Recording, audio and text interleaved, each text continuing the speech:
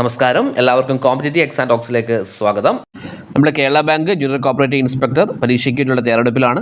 അപ്പോൾ എല്ലാവരും ഉഷാറായിട്ട് പഠിക്കുക, കൃത്യമായിട്ട് റിവൈസ് ചെയ്യുക പഠിക്കുന്ന കാര്യങ്ങൾ. ഓക്കെ, അപ്പോൾ നമുക്ക് ഇന്നത്തെ ക്ലാസ്സിലേക്ക് പോവാം. ഓക്കെ, ശ്രദ്ധിച്ചേ. Mr. A is maintaining current account, savings bank account and fixed deposit account, and the bank receive a garnishing order on the current account. It will apply to. അതായത് ക്വസ്റ്റ്യൻ ഇവിടെ എന്താ പറയുന്നത്, എ എന്ന് പറയുന്ന ഒരു വ്യക്തിക്ക് അദ്ദേഹത്തിന്റെ കറണ്ട് അക്കൗണ്ടിൽ മേൽ ഒരു ഗാർണിഷിംഗ് ഓർഡർ വന്നിട്ടുണ്ട്. ആ വ്യക്തിക്ക് കറണ്ട് അക്കൗണ്ട് മാത്രമല്ല, സേവിങ്സ് ഉണ്ട്, FD ഉണ്ട്. അപ്പം അതിൽ കൂടുതൽ അക്കൗണ്ടുകൾ അദ്ദേഹത്തിനുണ്ട്.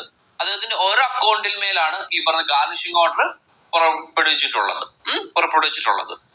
അപ്പൊ ഇത് ആ പുറപ്പെടുവിച്ച കറണ്ട് അക്കൗണ്ടിൽ മാത്രമാണോ ബാധകമാകുന്നത്, അതോ എല്ലാ അക്കൗണ്ടുകളിലും ബാധകമാകുമോ, അതോ ഈ ഗാർണിഷിംഗ് ഓർഡർ ഇത്തരം അക്കൗണ്ടുകളുള്ള വ്യക്തിക്ക് ഓരോ അക്കൗണ്ടിലും ബാധകമല്ലാത്ത സാഹചര്യം വല്ലതും ഉണ്ടോ എന്ന് മനസ്സിലാക്കണം. അത് കാരണം ഈ ഒരു ക്വസ്റ്റ്യൻ നിങ്ങൾക്ക് പ്രീവിയസ് ചോദിച്ചതാണ്. അപ്പൊ ഇതിന്റെ ആൻസർ എന്താണെന്ന് നിങ്ങളൊന്ന് ചിന്തിക്കുക. അപ്പൊ അതിനു മുമ്പ് നമുക്ക് ഗാർണിഷിംഗ് ഓർഡർ എന്താണെന്നൊന്ന് പഠിച്ചേക്കാം, നോക്കിയേക്കാം. അല്ലെ, നമ്മൾ പഠിച്ചതാണ് എങ്കിലും ഒന്നുകൂടെ ഒന്ന് പറയാം. അപ്പൊ ശ്രദ്ധിക്കുക, ക്വസ്റ്റ്യൻ ഒന്ന് വായിച്ചു നോക്കി.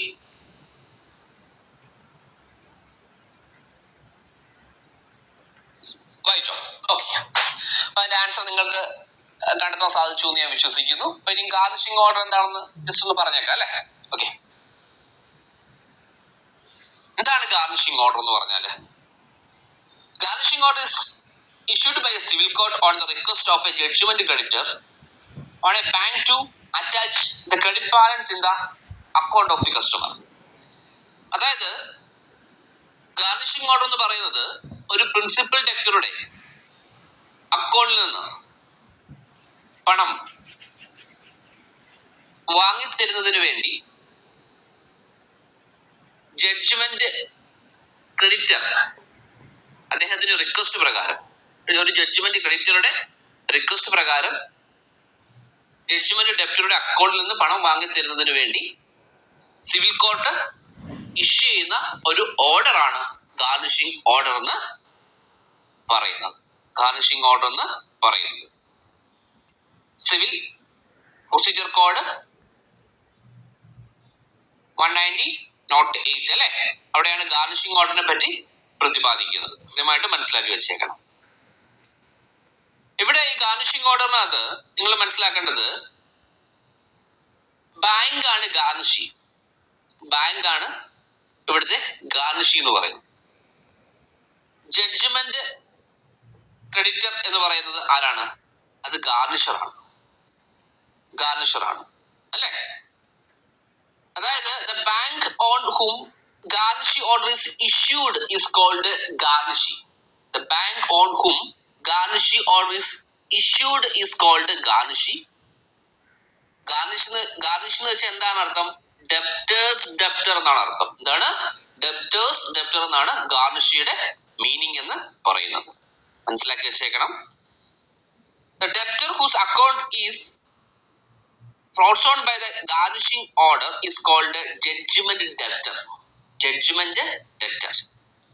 അതുപോലെ ആരാണ് ഈ ഗാർണിഷർ എന്ന് പറഞ്ഞ ആരാണ്? ഗാർണിഷർ the judgment creditor on whose request the garnishing order is issued by the court is called garnisher. അപ്പൊ മനസ്സിലാക്കി വെച്ചേക്കുക, ആരാണ് ഗാർണിഷർ എന്ന് പറഞ്ഞാൽ ആരാണ് ഗാർണിഷി എന്നുള്ള കാര്യം മനസ്സിലായെന്ന് പ്രതീക്ഷിക്കുന്നു. ഇവിടെ ബാങ്ക് ആണ് ആരെന്ന് പറഞ്ഞാല് ഗാർണിഷി എന്ന് പറയുന്നത്. ഗാർണിഷർ എന്ന് പറഞ്ഞാൽ ആരാണ്? ജഡ്ജ്മെന്റ് ക്രെഡിറ്റർ ആണെന്നുള്ള കാര്യം ഓർത്ത് വെക്കുക, മറന്നുപോകല്, പഠിച്ചു വെച്ചേക്കണം. ഇവിടെ റിലേഷൻഷിപ്പ് ചോദിക്കാം. ഗാർണിഷിംഗ് ഓർഡറിനകത്ത് ബാങ്കർ കസ്റ്റമർ റിലേഷൻഷിപ്പ് എന്താണെന്ന് പരീക്ഷിക്കുവാണെങ്കിൽ ചോദിക്കാം. എന്താണ് അത്? ഡെറ്റർ ക്രെഡിറ്റർ റിലേഷൻഷിപ്പ് ആണ് കേട്ടോ. ഡെറ്റർ ക്രെഡിറ്റർ റിലേഷൻഷിപ്പ് എന്നുള്ള കാര്യം ഓർത്തു വെക്കുക. അതുപോലെ ഈ ഗാർണിഷിംഗ് ഓർഡർ 2 സ്റ്റേജസ് ആയിട്ടാണ്. അത് നിങ്ങൾക്കറിയാം. ഓർഡർ നെസി എന്നും ഓർഡർ അബ്സല്യൂട്ടും നിങ്ങൾ കേട്ടിട്ടുണ്ട്. എന്താണ് order nisi and order absolute എന്ന് പറഞ്ഞാല്? ഓർഡർ നെസി എന്ന് പറഞ്ഞു കഴിഞ്ഞാല് to stop the operation of the account, to stop the operation of the account. അതായത് ഇങ്ങനെ ഓർഡർ പുറപ്പെടുവിച്ചു കഴിഞ്ഞാൽ ജഡ്ജ്മെന്റ് ഡെപ്റ്ററുടെ അക്കൗണ്ടിൽ മേലുള്ള ഓപ്പറേഷൻസ് അവിടെ സ്റ്റോപ്പ് ചെയ്യാൻ വേണ്ടിയുള്ളൊരു നിർദ്ദേശം, അതിനാണ് നമ്മൾ ഓർഡർ നെസി എന്ന് പറയുന്നത്. ഓർഡർ അബ്സല്യൂട്ട് എന്ന് പറഞ്ഞാൽ എന്താണ്? ജഡ്ജ്മെന്റ് ഡെപ്റ്ററുടെ എമൗണ്ട് അറ്റാച്ച് ചെയ്യുക എന്നുള്ളതാണ് ഈ പറയുന്ന ഓർഡർ അബ്സല്യൂട്ട് കൊണ്ട് ഉദ്ദേശിക്കുന്നത്. മനസ്സിലാക്കി വെച്ചേക്കണം. ഓർഡർ നെസി എന്ന് പറഞ്ഞാൽ to stop the operation of the account, and order absolute എന്ന് പറഞ്ഞാൽ എന്താണ്? ജഡ്ജ്മെന്റ് ഡെപ്റ്ററുടെ എമൗണ്ട് അറ്റാച്ച് ചെയ്യുക. മനസ്സിലാകുന്നുണ്ടോ? Absolute, the bank attach the fund of the judgment debtor deposited with the garnishing bank and remit the fund to the court. അതാണ് ഇവിടെ പറയുന്ന order absolute കൊണ്ട് ഉദ്ദേശിക്കുന്നത്. മനസ്സിലാക്കാൻ പറ്റുന്നുണ്ടോ? ഇവിടെ നിങ്ങൾ മനസ്സിലാക്കേണ്ട കുറച്ച് ക്വസ്റ്റ്യൻസ് ഇവിടെ ചോദിക്കാവുന്ന കുറച്ച് ക്വസ്റ്റ്യൻസ് ആണ്. ഒന്ന് ഡിസ്കസ് ചെയ്തേക്കാം, ഒന്ന് പറയാം, ഒന്ന് ശ്രദ്ധിക്കാം.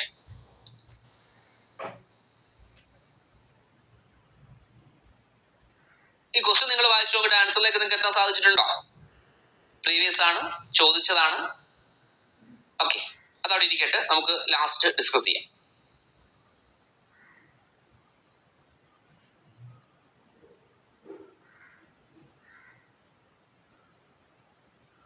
ഒരു അക്കൗണ്ട് മേൽ ഗാർണിഷിംഗ് ഓർഡർ പുറപ്പെടുവിച്ചു കഴിഞ്ഞാൽ, ഒരു ചെക്ക് ഇഷ്യൂ ചെയ്ത് കഴിഞ്ഞാൽ ആ ചെക്കിന്മേലുള്ള പണം ലഭ്യമാകുമോ എന്നൊരു ചോദ്യമാണ്. ഒന്ന് ആൻസർ ചെയ്യാൻ ശ്രമിക്കുക. അതായത് ഒരു ഗാർണിഷിംഗ് ഓർഡർ അക്കൗണ്ടിലേക്ക് ഗാർണിഷിംഗ് ഓർഡർ വന്നിരിക്കുന്നു, ആ അക്കൗണ്ട് പ്രകാരം ഒരു ചെക്ക് ഇഷ്യൂ ചെയ്യാൻ വേണ്ടി ബാങ്കിന് കൊടുക്കുന്നു. ചെക്കിലെ ക്യാഷിന് വേണ്ടി മറ്റൊരു ആള് ഈ ഒരു അക്കൗണ്ടിൽ നിന്ന് ക്യാഷ് റിമിറ്റ് ചെയ്യാൻ വേണ്ടി ഒരു ചെക്ക് കൊടുക്കുന്നു. അങ്ങനെ ചെക്ക് കൊടുത്തു കഴിയുമ്പോഴത്തേക്ക് ഗാർണിഷിംഗ് ഓർഡർ നിലനിൽക്കുന്ന ഒരു അക്കൗണ്ട് ആണെങ്കിൽ ആ അക്കൗണ്ടിൽ നിന്ന് ആ ക്യാഷ് കിട്ടുകയില്ലയോ? കിട്ടത്തില്ല എന്നുള്ള കാര്യം ഓർത്തു വെച്ചേക്കണം. അപ്പം അവിടെ ഒന്നെങ്കിൽ ഈ പറയുന്ന ഗാർണിഷിംഗ് ഓർഡർ അപ്ലൈഡ് എന്ന് പറഞ്ഞ് തിരിച്ച് റിമാർക്ക് ചെയ്ത് ആ ചെക്ക് തിരിച്ച് നൽകും, അല്ലെങ്കിൽ ഈ പറയുന്ന റെഫർ ടു ഡ്രോയർ എന്നായിരിക്കും മേ ബി എഴുതുന്നത്. ഇതിലേതെങ്കിലും ഒരു റിമാർക്ക് ആ ഒരു ചെക്കിന്മേലെ എഴുതി ആ ചെക്ക് ഒരിക്കലും ആ ചെക്കിൽ നിന്ന് നമുക്ക് അതിൽ എഴുതിയിരിക്കുന്ന എമൗണ്ട് നമുക്ക് കിട്ടത്തില്ല എന്നുള്ള കാര്യം ഓർത്തു വെച്ചേക്കണം. എന്തുകൊണ്ടാണ്? ഗാർണിഷിംഗ് ഓർഡർ അപ്ലൈ ചെയ്തിട്ടുള്ളത് കൊണ്ടാണ് കേട്ടോ. അത് ഒന്ന് ഓർത്തു വെച്ചേക്കുക. അതുപോലെ joint account, in the case of joint അക്കൗണ്ടിന്മേൽ ഗാർണിഷിംഗ് ഓർഡർ അപ്ലൈ ചെയ്യാൻ സാധിക്കോ? ജോയിന്റ് അക്കൗണ്ട് മേലെ ഗാർണിഷിംഗ് ഓർഡർ ആപ്ലിക്കബിൾ അല്ല എന്നുള്ള കാര്യം ഓർത്തു വെച്ചേക്കണം. ചിലപ്പോൾ ജോയിന്റ് അക്കൗണ്ട് എന്ന് പറയുമ്പോൾ രണ്ടോ അതിലധികമോ ആളുകൾ ഉണ്ടായിരിക്കുമല്ലോ. അതിൽ ഒരാളായിരിക്കും ഈ പറയുന്ന ക്യാഷുമായി ബന്ധപ്പെട്ട് ഒരാളുടെ പേരിലായിരിക്കും ഈ പറയുന്ന ഗാർണിഷിംഗ് ഓർഡർ പുറപ്പെടുവിച്ചിട്ടുള്ളത്.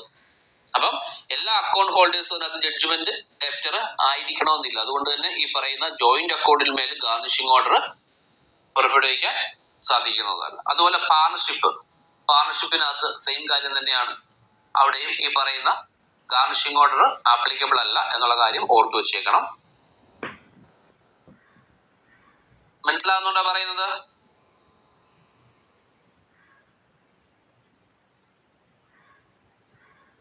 അതുപോലെ ലീനുമായി ബന്ധപ്പെട്ട്, അതായത് ഇപ്പൊ ഒരു ഫിക്സഡ് ഡെപ്പോസിറ്റ് മേല് ബാങ്കിന് ലീൻ ഉണ്ടെങ്കിൽ എങ്ങനെയാണ് ഗാർണിഷിംഗ് ഓർഡർ വെച്ച് അറ്റാച്ച് ചെയ്യുന്നത്? എങ്ങനെയാണ് എന്ന് പറയാമോ ആർക്കെങ്കിലും? നമ്മൾ പഠിച്ച കാര്യങ്ങളായതുകൊണ്ടാണ് ഞാൻ ഇങ്ങനെ പോയിന്റ്സ് ആയിട്ട് പറയണത്. എങ്ങനെയാണ്? അതായത് ഒരു FD മേൽ ബാങ്കിന് ലീൻ ഉണ്ടെങ്കിൽ ബാങ്കിന്റെ ലീൻ ഈടാക്കിയതിനു ശേഷം മിച്ചമുള്ളത് മാത്രമേ ഈ പറയുന്ന ഗാർണിഷിംഗ് ഓർഡർ അറ്റാച്ച് ചെയ്യാൻ സാധിക്കത്തുള്ളൂ കേട്ടോ. മിച്ചമുള്ള എമൗണ്ടിൽ മേൽ മാത്രമേ ഗാർണിഷിംഗ് ഓർഡർ മേൽ അറ്റാച്ച്മെന്റ് സാധ്യമാകത്തുള്ളൂ എന്നുള്ള കാര്യം ഓർത്തു വെച്ചേക്കണം. അതുപോലെ നമ്മള് റൈറ്റ് ഓഫ് സെറ്റ് ഓഫ് പഠിച്ചതാണ് അല്ലെ? റൈറ്റ് ഓഫ് സെറ്റ് ഓഫ് പഠിച്ചതാണ്. ഒരു കസ്റ്റമർക്ക് ഒരു ബാങ്കില് ഡെപ്പോസിറ്റും ഉണ്ട്, ലോണും ഉണ്ട്. അപ്പൊ അത് റൈറ്റ് ഓഫ് സെറ്റ് ഓഫ് ചെയ്തിട്ടുണ്ട് എങ്കിൽ ഈ സാഹചര്യത്തിലും മിച്ചമുള്ളത് മാത്രമേ ഈ പറയുന്ന ഗാർണിഷിംഗ് ഓർഡർ ആ അക്കൗണ്ട് മേൽ ആ വ്യക്തിക്ക് മേൽ വന്നിട്ടുണ്ടെങ്കിൽ ആ മിച്ചമുള്ള എമൗണ്ട് മാത്രമേ ഈ പറയുന്ന അറ്റാച്ച്മെന്റിന് വിധേയമാക്കാൻ പാടുള്ളൂ എന്നുള്ള കാര്യം കൂടെ ഓർത്തു വെച്ചേക്കണം കേട്ടോ. മറന്നു പോകില്ല, പഠിച്ചു വെച്ചേക്കണം.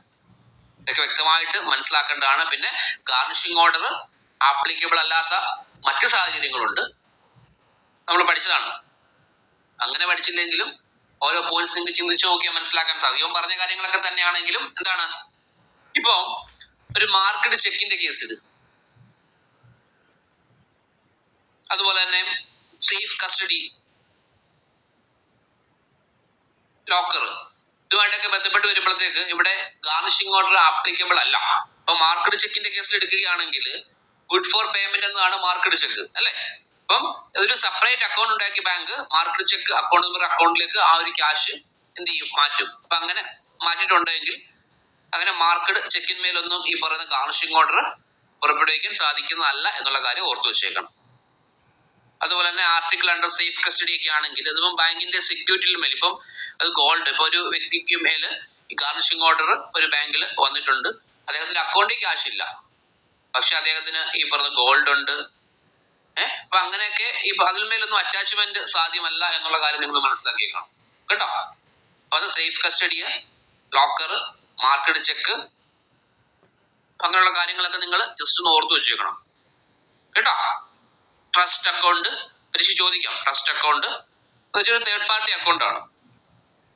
അതായത് ഒരാൾ മറ്റൊരാളുടെ സ്വത്ത് സൂക്ഷിക്കുന്നു, അതിന്മേൽ ഒരു ഓർഡർ വന്നു കഴിഞ്ഞാൽ അറ്റാച്ച്മെന്റ് പാടില്ല എന്നുള്ള കാര്യമാണ് അവിടെ മനസ്സിലാക്കേണ്ടത്. പിന്നെ ജോയിന്റ് അക്കൗണ്ടിന്റെ കാര്യം ഞാൻ പറഞ്ഞു അല്ലെ. അതുപോലെ തന്നെ joint account with either or survivor പരീക്ഷയ്ക്ക് ചോദിക്കും കേട്ടോ. സെവറൽ ഓർ സർവൈവർ പോലെ അങ്ങനെ കുറെ വരുമ്പോൾ ഇവിടെ ഐദർ ഓർ സർവൈവർ ആണ്. ഐദർ ഓർ സർവൈവർ അങ്ങനെ പരീക്ഷയ്ക്ക് ചോദിക്കും. Joint account with either or survivor എന്ന് പറയുന്നത് ഗാർണിഷിംഗ് ഓർഡർ ആപ്ലിക്കബിൾ ആണോ അല്ലയോ എന്ന് പരീക്ഷ ചോദിച്ചാൽ അല്ല എന്ന് നിങ്ങൾ എഴുതണം. എന്ന് വെച്ചാൽ എന്താ അർത്ഥം എന്താണ്, അതായത് ജീവിച്ചിരിക്കുകയാണെങ്കിൽ അതിന്മേലുള്ള ജോയിന്റ് അക്കൗണ്ട് മേലുള്ള ഓപ്പറേഷൻ,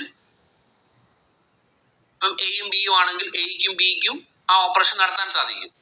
എയ്ക്ക് വേണമെങ്കിൽ ക്യാഷ് വിഡ്രോ ചെയ്യാം, ഡെപ്പോസിറ്റ് ചെയ്യാം, തിരിച്ചു അങ്ങനെ തന്നെ. അത് അവർ തമ്മിൽ പരസ്പരം അറിയണമെന്നൊന്നുമില്ല. പക്ഷെ ഇങ്ങനെ ജോയിന്റ് അക്കൗണ്ട് മേൽ ഒരിക്കലും ഈ പറയുന്ന എന്ത് വരില്ല, ഗാർണിഷിംഗ് ഓർഡർ പുറപ്പെടുവിക്കാൻ കഴിയില്ല. ഐദർ ഓർ സർവൈവർ എന്നുള്ള കാര്യം നിങ്ങൾ കൃത്യമായിട്ട് ഓർത്തു വെച്ചേക്കാം കേട്ടോ. ഐദർ ഓർ സർവൈവർ എന്നുള്ള കാര്യം നിങ്ങൾ കൃത്യമായിട്ട് ഓർത്തു വെച്ചേക്കണം. അപ്പൊ നമുക്ക് ഇത്രയും പറഞ്ഞത് നിങ്ങൾക്ക് എന്തെങ്കിലും സംശയം ഉണ്ടോ ഗാർണിഷിംഗ് ഓർഡറുമായി ബന്ധപ്പെട്ട്? അപ്പം പ്രധാനമായിട്ട് നമ്മൾ ഓർത്തു വെക്കേണ്ടത് ഇവിടെ ഗാർണിഷിംഗ് ഓർഡറുമായി ബന്ധപ്പെട്ട് ഇവിടെ ഏതൊക്കെ സാഹചര്യത്തിലാണ് ഗാർണിഷിംഗ് ഓർഡർ ആപ്ലിക്കബിൾ അല്ലാത്തത് എന്ന് പറയുമ്പോൾ അതെല്ലാം തന്നെ നിങ്ങൾ നോട്ട് ചെയ്ത് പഠിക്കണം. പരീക്ഷയ്ക്ക് നിങ്ങളുടെ ക്വസ്റ്റ്യൻ വരുന്നത് ആ രീതിയിലായിരിക്കും. താഴെ തന്നിരിക്കുന്നവയിൽ ഗാർണിഷിംഗ് ഓർഡർ ആപ്ലിക്കബിൾ അല്ലാത്ത സാഹചര്യങ്ങൾ ഏത്, ഈ രീതിയിലായിരിക്കും പരീക്ഷയ്ക്ക് ചോദ്യം വരുന്നത്. അപ്പൊ അതിനെ നിങ്ങൾ കൃത്യമായിട്ട് മനസ്സിലാക്കണം. നമ്മൾ അതിനെപ്പറ്റി ക്ലാസ്സുകളൊക്കെ എടുത്തതാണ്. ഒരു ക്വസ്റ്റ്യൻ വന്നപ്പോൾ അതുമായി ബന്ധപ്പെട്ട് കുറച്ച് കാര്യങ്ങൾ ഡിസ്കസ് ചെയ്തേ ഉള്ളൂ. എന്നാൽ ഇവിടുത്തെ ക്വസ്റ്റ്യന്റെ ആൻസർ എന്താണ്? ക്വസ്റ്റ്യൻ വായിച്ചു നോക്കിയിരുന്നോ? നമ്മള് എന്തായിരുന്നു question? Mister A maintaining current account, saving bank account and fixed deposit account and the bank receive a garnishing order on current account, it will apply to. എന്താണ്? ഇവിടെ നിങ്ങൾ മനസ്സിലാക്കേണ്ട ഒരു കാര്യമുണ്ട്. ഒരു വ്യക്തിയുടെ പേരിൽ ഗാർണിഷിംഗ് ഓർഡർ വന്നാൽ ബാങ്കിൽ അദ്ദേഹത്തിന്റെ കറണ്ട് അക്കൗണ്ട് മേലാണ് ഇവിടെ ഗാർണിഷിംഗ് ഓർഡർ വന്നതെന്നാണ് ക്വസ്റ്റ്യനിൽ പറഞ്ഞിരിക്കുന്നത്. അങ്ങനെയാണെങ്കിൽ അവിടെ കറണ്ട് അക്കൗണ്ട് മേൽ മാത്രമല്ല അദ്ദേഹത്തിന്റെ പേരിൽ ഏതൊക്കെ അക്കൗണ്ടുകൾ ഉണ്ടോ ആ എല്ലാ അക്കൗണ്ടിൽ മേലും ഈ പറഞ്ഞ ഗാർണിഷിംഗ് ഓർഡർ ബാധകമാണ്. അപ്ലൈ ടു ഓൾ അക്കൗണ്ട് കേട്ടോ. എല്ലാ അക്കൗണ്ടിൽ മേലും ഗാർണിഷിംഗ് ഓർഡർ ബാധകമാണെന്നുള്ള കാര്യം ഓർത്ത് വെച്ചേക്കണം. കൃത്യമാണോ? It will apply to all accounts. അതാണ് ആൻസർ ആയിട്ട് വരേണ്ടത്. അപ്പം കാര്യം മനസ്സിലായെന്ന് പ്രതീക്ഷിക്കുന്നു. നന്നായിട്ട് പ്രിപ്പയർ ചെയ്യുക. വലിയൊരു ഓപ്പർച്യൂണിറ്റി ആണ് നിങ്ങളെ സംബന്ധിച്ചിടത്തോളം ഈ പറയുന്ന കേരള ബാങ്ക് ഇൻസ്പെക്ടർ എന്നൊക്കെ പറയുന്നത്. അതുപോലെ സൊസൈറ്റിയുടെ എക്സാമുകളും വരും. അപ്പൊ കൃത്യമായിട്ട് പഠിക്കണം. CCB എക്സാം 2-ാം തീയതിയാണ്, ജൂലൈ 2 ലാസ്റ്റ് ഡേറ്റ്. കൃത്യമായിട്ട് ഓർത്തു വെക്കണം. അതിലും കൃത്യമായിട്ട് പഠിച്ച് മനസ്സിലാക്കി മുന്നോട്ട് നിങ്ങൾ കേരള ബാങ്കിനും യൂണിയൻ കോപ്പറേറ്റീവ് ഇൻസ്പെക്ടറിനും വേണ്ടി പ്രിപ്പയർ ചെയ്ത് നന്നായിട്ട് മുന്നോട്ട് പോകണം. സമയം നമുക്ക് വളരെ പ്രധാനപ്പെട്ടതാണ്. ഈ ടൈമിൽ നല്ല രീതിയിൽ അത് യൂട്ടിലൈസ് ചെയ്ത് പഠിച്ച് മുന്നോട്ട് പോകേണ്ടതായിട്ടുണ്ട്.